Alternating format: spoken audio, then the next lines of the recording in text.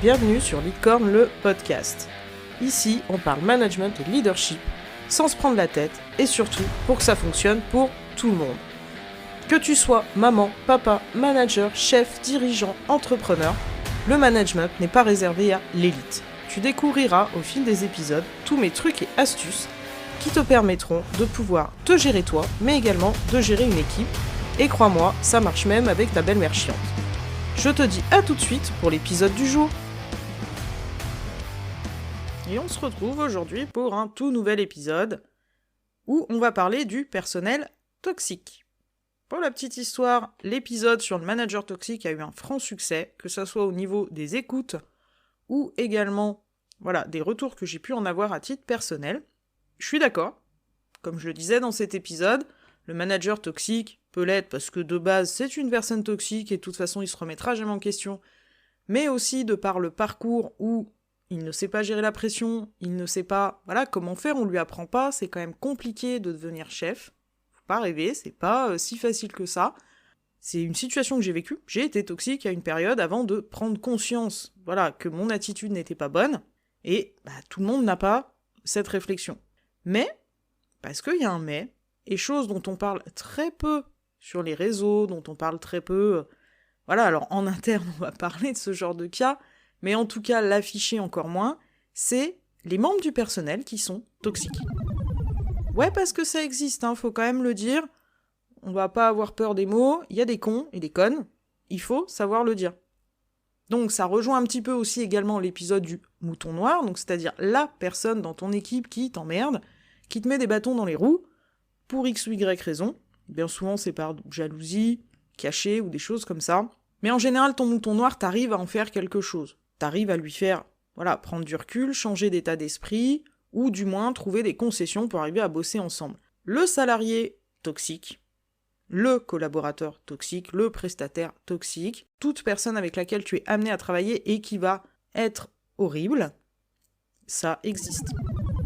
On n'en parle pas. C'est vrai qu'aujourd'hui, on dénonce principalement les managers, puisque ce sont des responsables, et derrière ce mot responsable, on met le fait d'être responsable de ses faits et gestes, mais on va pas parler de ce fameux salarié qui te saoule, qui te saoule et que de toute façon, t'auras beau faire les choses correctement, il va continuer. Il ou elle, d'accord ? Il va continuer. Il s'en fout.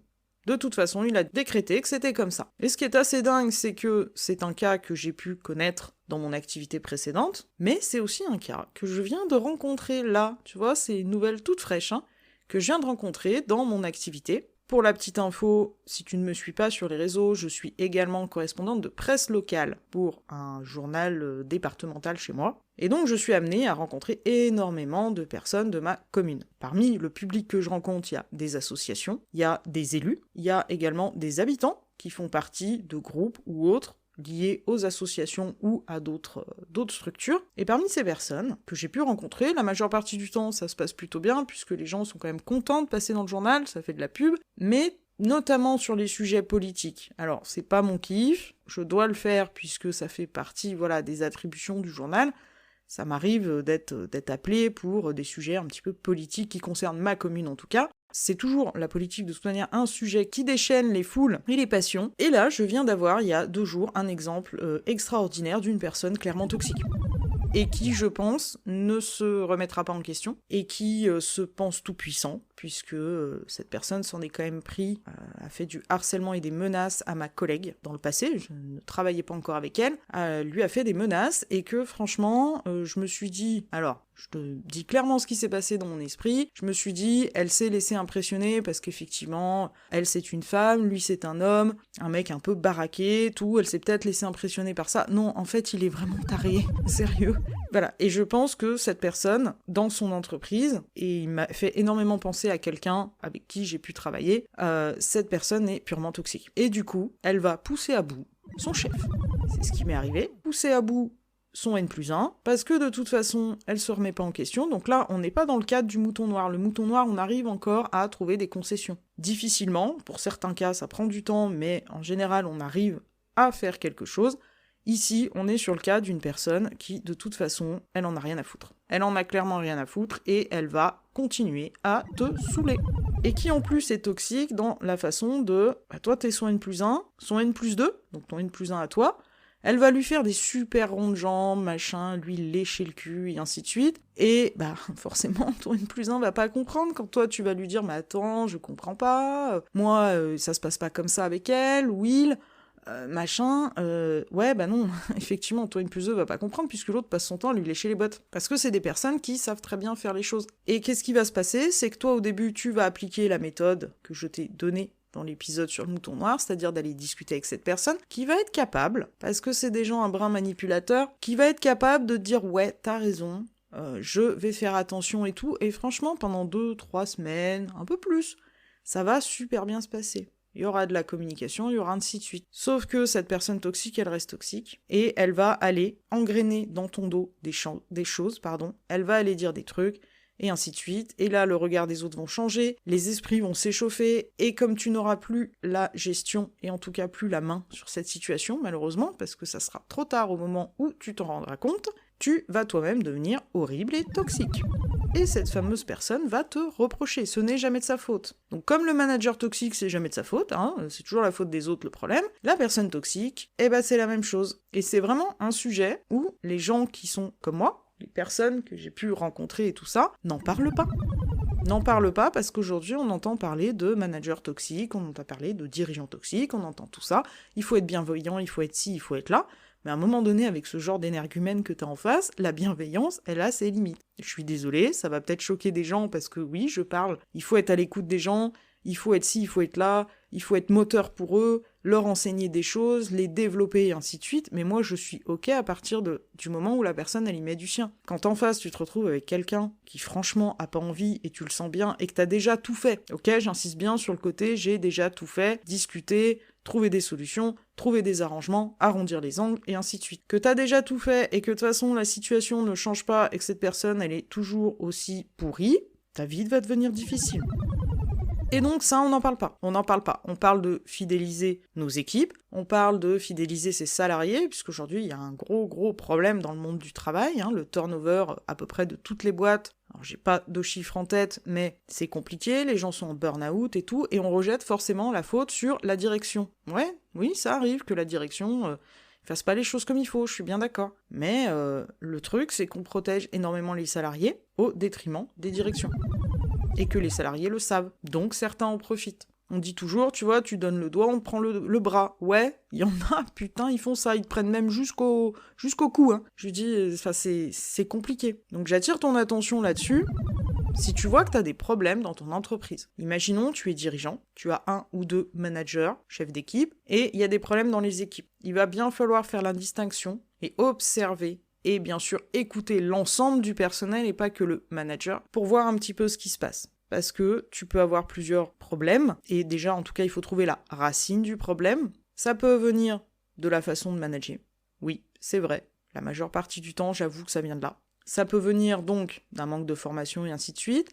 Ça peut venir des personnes qui sont les salariés qui sont en dessous du manager qui vont avoir des soucis. Et là, il faudra savoir écouter, savoir si la personne est dans le cadre mouton noir et qu'elle est en colère pour un truc et qu'en fait, en changeant ce truc, tout va bien se passer. Ou si c'est un salarié toxique parce que ouais, ça arrive.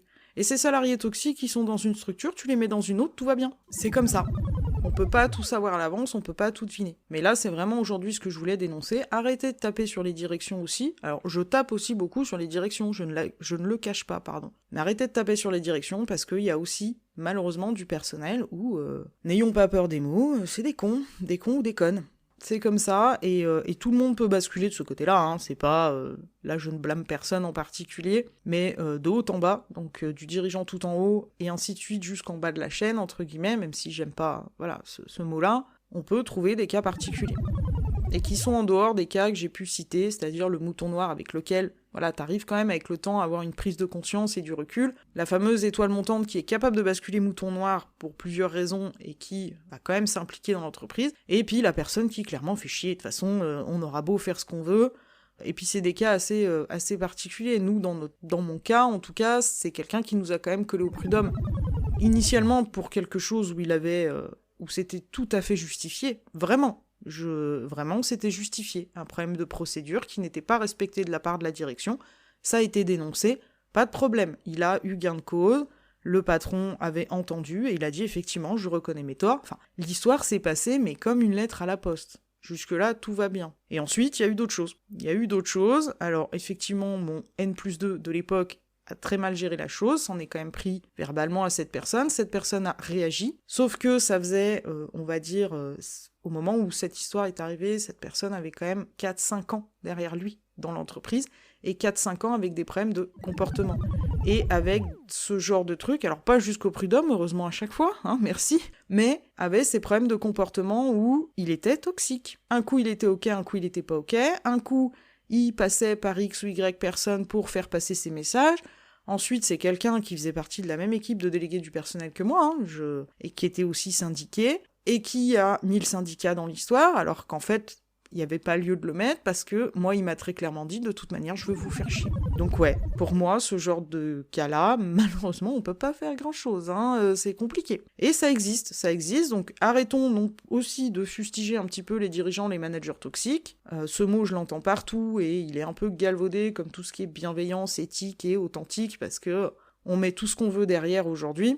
Donc ce manager toxique, on peut lui taper dessus quand c'est justifié, mais ne pas oublier aussi que pour moi, le management reste uniquement, entre guillemets, j'entends, à part le côté technique de la chose. Tout ce qui est relationnel, ça reste de la relation humaine, et malheureusement, comme tu peux le voir dans ta vie, il y a des relations toxiques. Des gens qui ne se remettent pas en question, qui ont ce schéma-là depuis des années, et qui l'ont dans leur vie perso, qui vont l'avoir dans leur vie pro, des fois qu'ils l'ont que sur un plan et pas sur l'autre, mais ça existe. Donc tout le monde peut être toxique, pour moi, avec ce qu'on peut mettre derrière le mot toxique, pas de problème. Tout le monde peut être toxique. Arrêtons quand même de taper sur les managers et les dirigeants, même si parfois c'est justifié, je l'entends, et je suis la première à le dénoncer. Il faut aussi admettre qu'on peut avoir des salariés toxiques. Je te remercie de m'avoir écouté, je vais te souhaiter une belle journée ou une belle soirée en fonction de l'heure à laquelle tu vas écouter cet épisode, et je te dis à bientôt.